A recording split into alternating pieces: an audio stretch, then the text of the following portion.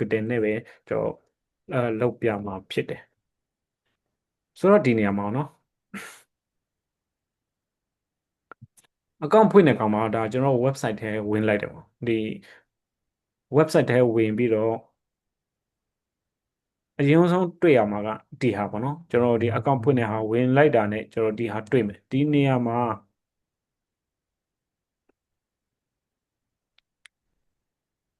သိချာမြင်ရလားမသိဘူးဖုန်းနဲ့ကြည့်ရလူတွေကတော်တော်သိမလားမသိဘူးမြင်ရပါတယ် โอเคโอเคဒီဟာတွေကတော့ Australia ဘက်ကတော့ဟိုအသုံး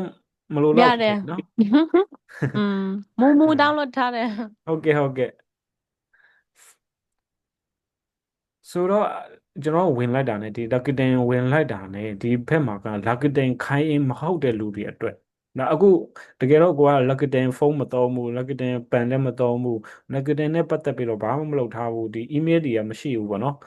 အကောင့်တွေလည်းမရှိခဲ့ဘူးဆိုလို့ရှိရင်ဒီခိုင်းရင်မဟုတ်တဲ့နေရာနဲ့ဝင်လို့ရတယ်တကယ်တော့ကိုက Rakuten ပန်တွေသုံးထားတယ် Rakuten Credit Card တော့ပေါ့နော်ဒီ Rakuten ဖုန်းသုံးတယ်ဆိုလို့ရှိရင်လည်းကျွန်တော် email အကောင့်ကရှိမှာအဲ့ဆိုလို့ရှိရင်ကျွန်တော်ဒီခိုင်းအင်နဲ့ဝင်လို့ရတယ်အဲ့ဆိုလို့ရှိရင်ဒီ personal information အချက်လက်တွေဖြည့်ရတာပို့ပြီးတော့လွယ်တယ်ပေါ့နော်ခိုင်းအင်ဆိုလို့ရှိရင်တကယ်လို့ကိုကမဟုတ်ရင်လည်းဒါဒီကနေဝင်ပြီးတော့လုပ်လို့ရတယ်အဲ့ဒါနံပါတ်1ဆိုတော့ဒီဟာရွေးလိုက်ပြီဆိုတာနဲ့ဘယ်ဟာရောက်လာမလဲဆိုရင်နံပါတ်2ကဘယ်မှာ email ပေါ့နော်ကျွန်တော် email ရေးပေးရမယ်အာဒီနေရာမှာ email ရေးမယ် email ရေးပြီးလို့ရှိရင်ဒီအောက်မှာပေါ့နော်ဒီအပြာလေးကိုကျွန်တော်နှိပ်ပေးလိုက်မယ်ဒီနေရာကိုနှိပ်လိုက်မယ်နှိပ်ပြီးတာနဲ့သူကကျွန်တော်ဒီဘက်က email ကိုသွားမယ်ဒီကနှိပ်ပြီးတာနဲ့ email ကိုကျွန်တော်ဝင်မယ် email မှာသူကစာပို့ထားတယ် link ပို့ထားတယ်ပေါ့နော်အဲ့ဒီ link မှာဒီအောက်မှာဒီ link ကိုဝင်ပေးရမှာဖြစ်တယ်ဒီ link ကိုဝင်ပြီးတာနဲ့ကျွန်တော်ဒီဘက်ကဒီဖြည့်ရမယ့်နေရာပြန်ရောက်လာကျွန်တော်ဒီဖြည့်တဲ့နေရာမှာဒါ personal information တွေပေါ့နော်ကျွန်တော်ဖြည့်မယ်ဒီနေရာကကျွန်တော်日本ဒီဂျပန်လူမျိုးတွေအတွက်ဖြစ်တယ်日本ဆိုတာဒါလူမျိုးဘာလူမျိုးရဲ့ဒီ kokuseki ကိုမေးတာဖြစ်တယ်နော်ဆိုတော့ကျွန်တော်တို့ကနိုင်ငံခြားသားတွေဖြစ်တဲ့အတွက်ကြောင့်ဒီစွန်နတာကိုကျွန်တော်ရွေးပေးမယ်နိုင်ငံခြားသားတွေရွေးမယ်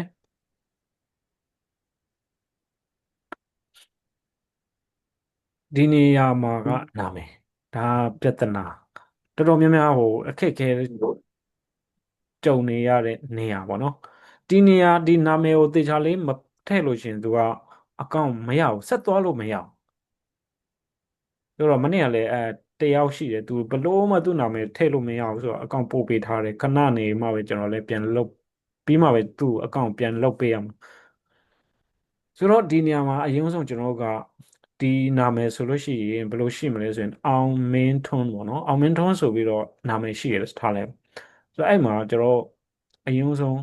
အောင်သူကခဏကိုဒီမှာခွဲပေးထားတာเนาะဒီအပေါ်မှာကျွန်တော်ဒီနာမည်အတိုင်းရေးမယ် side look အတိုင်းပဲရေးမယ်เนาะဒီ first name last name တွေဟိုဘာသာတော့ပြန်ပြီးတော့ first name last name တွေမခွဲကြနဲ့အဲ့လိုခွဲလိုက်ရင်ရှုပ်သွားပြီအဲ့မှာ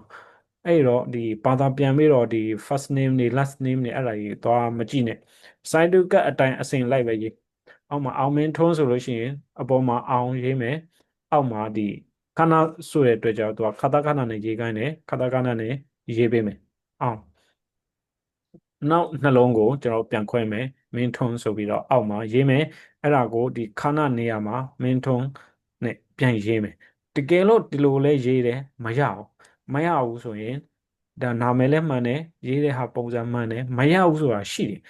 တခါလေကျရင်မရဘူးအဲ့ဒီမရတဲ့အချိန်ကျတော့မလို့ပြန်လုပ်မလဲဆိုလို့ရှိရင်ဒီမင်းကိုအပေါ်ပြန်တင်အောင်မင်းဆိုပြီးတော့ဒီမှာပြန်ပြောင်းရေးကြည့်ပြန်ပြောင်းရေးမယ်ဒီမှာလည်းဒီအပေါ်မှာရေးတဲ့အတိုင်းခါတာခါတာနဲ့ပြန်ရေးမယ်ပေါ့နော်ရတဲ့နည်းနဲ့ပြောင်းကြည့်မယ်တကယ်လို့အဲ့လိုလဲပြောင်းတယ်အကောင့်က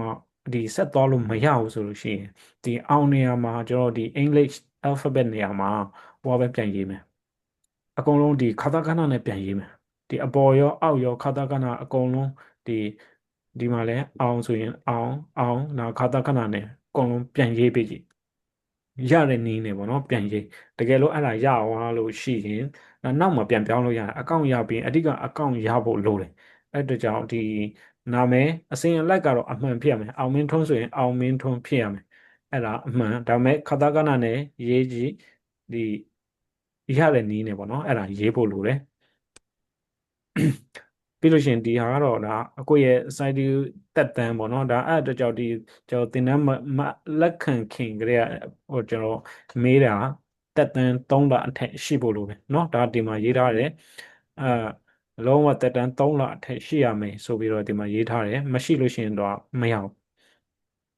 ဆိုတော့ site ကတ်ရဲ့တက်တန်းကိုဒီနေရာမှာရွေးပေးမယ်ပြီးလို့ရှိရင်ကျွန်တော်ဆက်သွားမယ်ပြီးဘက်မှာဒီ စိုက်ရုပ်ကတ်ရဲ့ရှေ့နောက်တပ်ပုံကိုကျွန်တော်ရိုက်ပေးတင်ပေးမယ်ပြီးလို့ရှိရင်မွေးတက်ကရစ်ပေါ့နော်ဒါမွေးတက်ကရစ်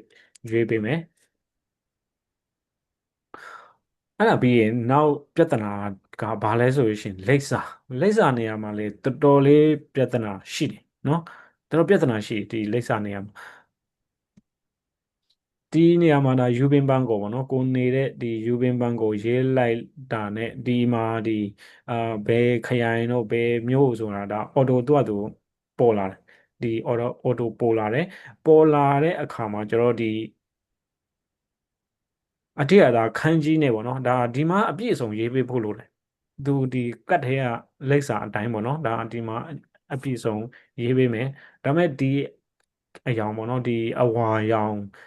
ကအဖြူရောင်ဖြစ်သွားဖို့လိုတယ်တကယ်လို့မှားနေတယ်ဆိုလို့ရှိရင်မရအောင်တကယ်လို့များသွားတယ်ဆိုလို့ရှိရင်လည်းသူကဒီအယောင်ကမပြောင်းဘူးဒီတိုင်းဆိုလို့ရှိရင်ဒါဆက်တော်လို့မရအောင်เนาะဒါတကယ်လို့မှန်တယ်ဆိုလို့ရှိရင်သူဒီအပြ sorry ဒီအဝါရောင်ကနေသူကအဒီအဖြူဖြစ်သွားတယ်ဆိုတော့အဲ့လိုဆိုရင်ရတယ်ဆိုအောက်မှာပေါ့နော်ဒီထဲမှာကျွန်တော်ရှိလားဒီထဲမှာကျွန်တော်မထည့်ထားဘူးဆိုတော့အောက်မှာကခါတကနာနဲ့ပြန်ရေးရတယ်ဗောနော်အဲ့နေရာမှာခါတကနာနဲ့ပြန်ရေးတဲ့နေရာမှာကျွန်တော်သတိထားရတယ်ဒီအပေါ်အတိုင်းပဲဒီတိုကျိုဆိုလို့ရှိရင်အဲ့တိုကျို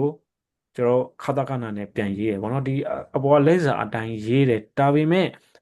အောက်မှာပြန်ရေးခါတကနာနဲ့ရေးတဲ့အခါမှာသူကစကလုံးတွေကအရင်များတယ်များတဲ့အခါမှာသူကအကုန်ရေးလို့မရအောင်အဲ့အချိန်ကဘယ်လိုလုပ်ရမလဲဆိုလို့ရှိရင်အာမြို့နာမည်ရယ်ဒီလမ်းနာမည်တွေအထိရေးလို့ရတယ်အိမ်နံပါတ်ဒီအိမ်နံပါတ်မှာရေးတဲ့ခါမှာဘယ်လိုရေးရမလဲဆိုလို့ရှိရင်ဒီမန်ရှုံးမယ်ပေါ့နော်ဒီတိုက်တိုက်နာမည်ရေးစရာမလိုတိုက်နာမည်ရေးမယ်အစားဘယ်လိုလုပ်ရမလဲဆိုလို့ရှိရင်ဒီ dash လေးပေါ့နော် dash လေးပဲရေးပြီးတော့ဒီအခန်းနံပါတ်ပဲရေးရင်ရတယ်ဒီတိုက်နာမည်တွေရေးစရာမလိုအဲ့ဒါတတိထားရမယ်ဆိုတော့အဘောအဟာအတိုင်းခါတာကနန်နဲ့အကုန်လုံးအောက်မှာပြန်ရေးပေးမယ်တိုက်နေရမှာကျွန်တော်တို့ဒီ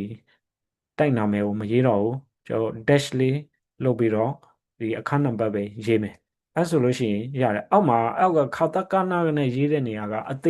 သေးစိတ်မရေးလည်းရတယ်နော်ဒီအဖြူရောင်ပြောင်းအရောင်ကဒီအဝါရောင်မဟုတ်ရင်ရပြီဒီတိုင်းဆက်သွားလို့ရတယ်အဲ့ဒါသတိထားရမှာဖြစ်တော်တော်များများအဲ့ဒါလိပ်စာတွေပြန်ပြင်ခိုင်းနေဆိုတာအဲ့ဒါလိပ်စာမှားတာနော်လိပ်စာမှားတဲ့အတွက်ကြောင့်ဒီ Gmail နဲ့ပို့တယ်ပြန်ပြင်ခိုင်းတာအဲ့ဒါသတိထားပေးရမယ် sorry ကျန်တာကတော့ကျွန်တော်ဒီနီးစာအဲ့မှာလဲကျွန်တော်ဒီနီးစာကိုကျွန်တော်တော့အဆူဆူမဲလုပ်ပေးထားပြီးရင်အော်တိုလဲသူကရွေးပေးထားတယ်ပေါ့နော်ဒါရွေးပေးတဲ့အတိုင်းဒီတိုင်းထားရမယ်ဒီဘက်မှာလဲတကယ်တော့ကိုကအခုမှအစသုံးတာဖြစ်တဲ့အတွက်ကြောင့်ဒါဒီအခုစသုံးပါမယ်ဆိုရတကယ်တော့ကိုကတခြားနေရာမှာနီးစာအကောင့်ရှိခဲ့ဖူးတယ်အဲ့ဒီကနေပြောင်းချင်တယ်ဆိုလို့ရှိရင်တော့ဒီဘက်ကဟာရွေးပေးရမှာပေါ့နော်ဒါပေမဲ့အခုမှစတဲ့လူတွေဆိုတော့ကျွန်တော်ဒီဟာပဲဒီတိုင်းပဲထားပေးမယ်နောက်တစ်ခုဒီဘက်ကဟာဒီလည်းမလိုဘူးเนาะဒါကျွန်တော်ဒီရွေးပေးတဲ့အတိုင်းပဲထားလို့ရတယ်ဒီကျော် FX တွေမလိုဘူး Forex တွေမလိုဘူးပြီးလို့ရှိရင်ရှင်ရုပ်ကိုးစားတွေမလိုအဲ့ဒါတွေကဒီတိုင်းပဲကျွန်တော်ထားပေးမယ်ဒီဘက်မှာဒီ Osusume လုပ်ပေးထားတာဗာလဲဆိုလို့ရှိရင် Rakuten King ကိုလားမသိဘူးမဟုတ်ဒီတကတင်တကယ်တော့ကွာလကတင်ပန်နေလို့လေဆိုလို့ရှိရင်တော့ဒါရှောက်လို့ရဒါပေမဲ့သီးသန့်ရှောက်တာကောင်းပါလေဒီအချိန်ပိုကြာသွားလိမ့်မယ်เนาะ credit card တွေကလည်းကွာ credit card လို့တယ်ဆိုရင်တော့ရှောက်လို့ရတယ်ဒီ ဒါပေမဲ့တီးတဲ့ရှောက်တာကောင်းတယ်နော်ဒီဟာနဲ့ပေါင်းပြီးရှောက်လို့ရှိရင်အချိန်ပိုကြတယ်ဆိုလိုဒီဘက်ကလည်းဒါအဲ့လောက်မရှုပ်ဘူးဆိုတော့နေမှာလဲဒါကျွန်တော်ရွေးထားတဲ့အတိုင်းပေါ့နော်ဒါဒီတိုင်းပဲရွေးပေးပါဒါအခွန်နဲ့ပတ်သက်ပြီးတော့ကျွန်တော်အနေစာဖြစ်တဲ့အတွက်ကြောင့်အခွန်ကိုယ်တင်စရာမလိုဘူးဆိုရနော်ဒီဘက်ကဟာတွေရွေးရင်ဒါအခွန်ကကိုယ့်အကိုဒါဟိုကလောက်ရမယ့်ဟာတွေနော်အဲ့ဒါကြောင့်ဒီဒီဟာရွေးလို့ရှိရင်ကျွန်တော်ဒီ Doctor အကောင့်နဲ့ဟိုဝယ်ရင်တောင်မှကျွန်တော်အခွန်ကိုတင်စရာမကိုယ့်ဟာကိုယ်လုပ်စရာမလိုဒီ broker ကလုပ်ပေးထားတယ်နော်ဒါ Doctor ခိုးစာရဲ့ခိုင်စစ်စီကိုပါလဲ ကင်စင်ဂျိုရှိရှိအာရီဆိုတဲ့ဟာပေါ့နော်ဒါဒီဟာကိုကျွန်တော်တို့ကြည့်ပြီးတော့အခွန်ဒါသူတို့ဘက်ကအကုန်လုံးလောက်ပေးမယ်တကယ်တော့ဒီဘက်ကဟာရွေးရင်ဒါကိုယ့်အကိုလောက်ရမှာနော်အဲ့ဒါသတိထားရမယ်အဲ့ကြောင့်ဒီအတိုင်းပဲရွေးပေးပါအဲ့ဒီနောက်ဆုံးနောက်တော့ဒီ